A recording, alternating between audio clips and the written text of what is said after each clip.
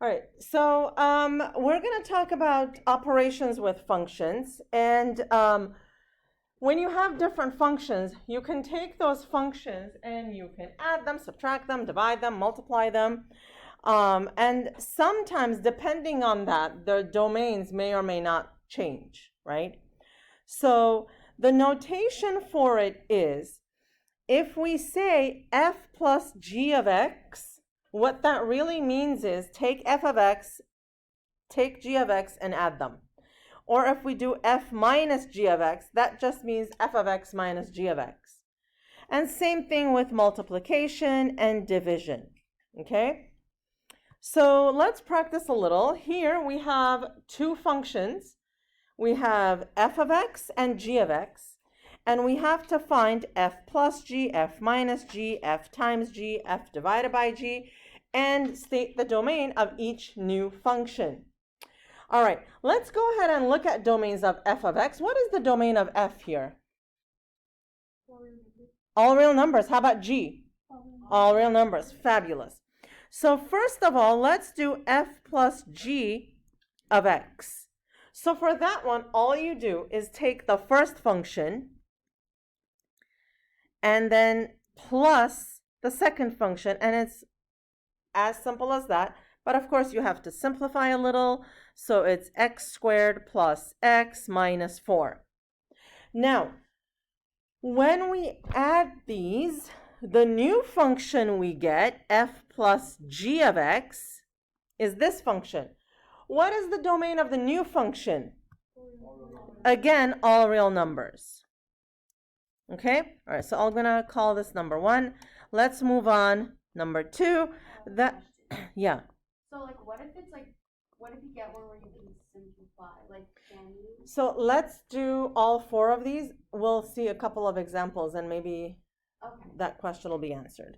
Okay, so here I have what is it? X squared minus 2x. Minus, right? Now you just have to be careful to put a parenthesis. Okay, so this is x squared minus 2x minus 3x plus 4. So f minus g of x is x squared minus 5x plus 4. What's the domain here of the new function?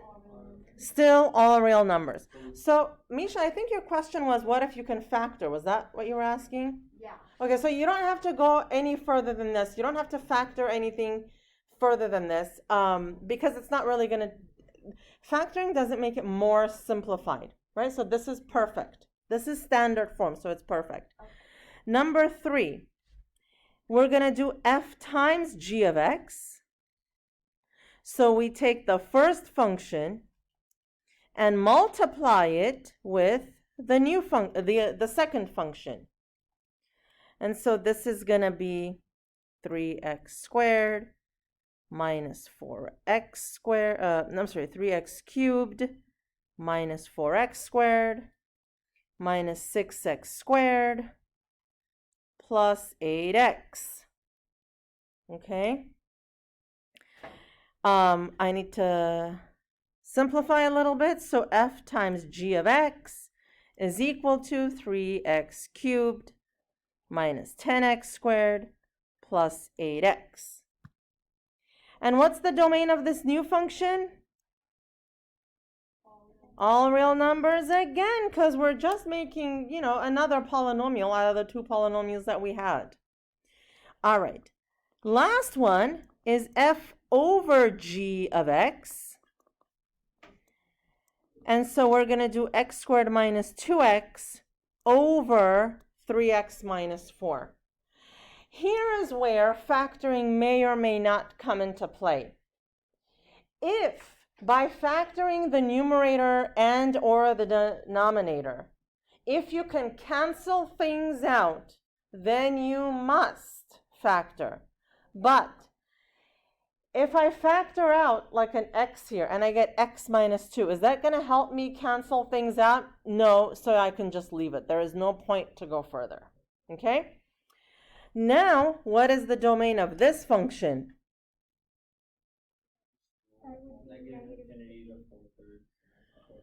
Right, so now we have a denominator situation happening, and the denominator cannot be equal to 0. So 3x can't be equal to 4. X can't be 4 over 3. So the domain is negative infinity to 4 over 3, and 4 over 3 to positive infinity. All right. So let's talk about composition of functions. Composition of functions is when you take one function and you kind of nest it within another function. So the result is you have a function that is made out of one or more nested functions. Okay? The notation for that is this, f of g of x, right? Or we write it this way, f of g of x. All right, so basically what this does is it takes all the x values in the domain of g, okay, and like converges them with that of f. So let's take a look here, and what we need to find for these two functions is f of g of x, g of f of x, and f of g of 2. Okay, so for the first one, yes. So for the first one, when we have f of g of x, right? So, so first, I'm going to find f of g of x. So if I write it like this, right? What's the outer function? F or g? F is the outer function, right? So if you write the outer function and then you write the composite function underneath, what do you see? You see that the x is being replaced by g of x. That means you're going to take your outer function f of x, and wherever there was an x, you're going to replace it by g of x. Okay? So, you know what? Let me write it a little bit like further down here. So my f of x, that's the outer function, is 2x squared minus 1. So what I want now is f of g of x. That means all the x's in f are going to be replaced by g. So here we go. 2 is just a 2. Now I come across an x. In the place of x, I need to put in g of x, the other function, squared minus 1. And if you zoom out, this should have the same form as f of x. So if you just follow the purple, it's 2 something squared minus 1. And if you look at f of x, 2 something squared minus 1. You see how it's the same, but with a little bit of a substitution. So we simplify it, and f of g of x is 2x squared plus 6x plus 9 minus 1. So this is 2x squared plus 12x plus 18 minus 1 plus 17. Okay, so g of f of x, right? Switching up notation here. Now, what's the outer function? G of x. So if you like, if you like to write it here above, you can. And now know that wherever you see an x, you're going to substitute the other function. 2x squared minus 1 plus 3. So g of f of x is 2x squared plus 2. Okay. Next, we're going to do f of g of 2. Okay. I like to write this like this. Okay? So now, there are two ways you can do this. F of g of 2. One is, first you can find f of g of x, like we did here in the first part, and then plug in a 2 right here.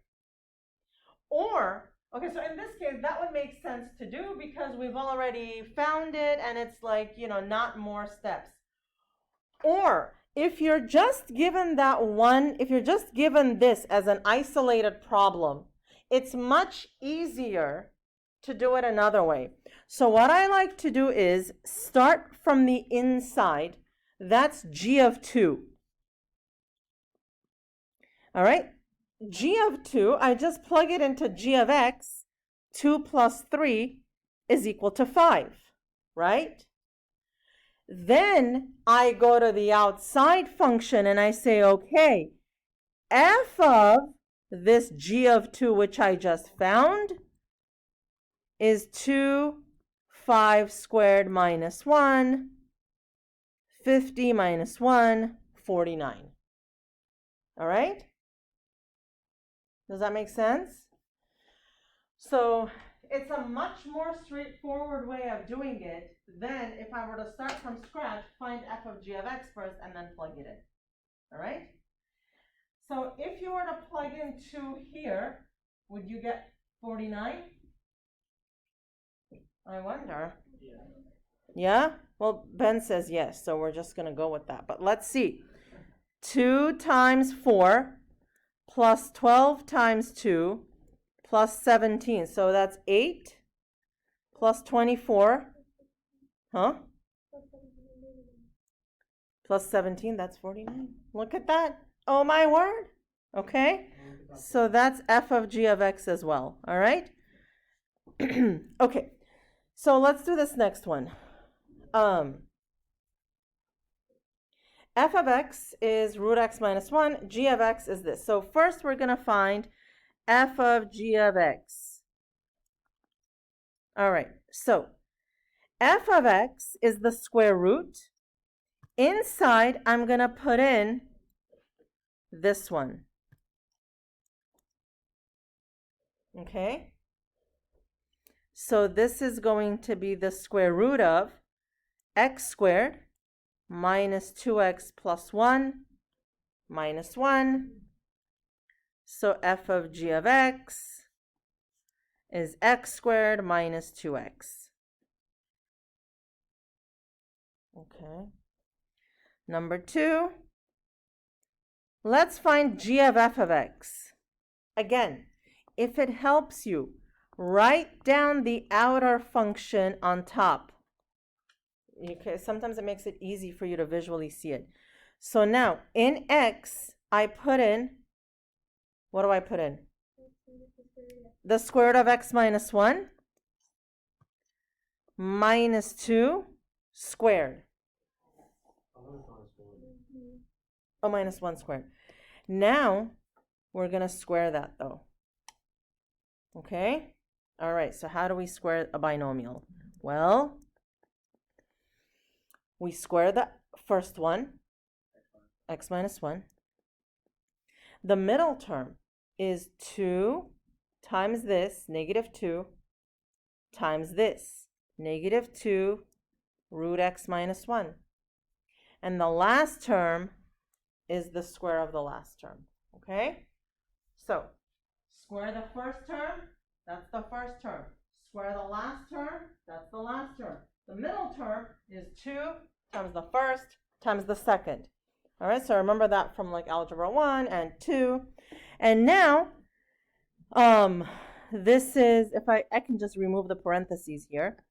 So the negative 1 cancels with the 1. So I get x minus 2 root x plus 1. Okay, lastly, ay.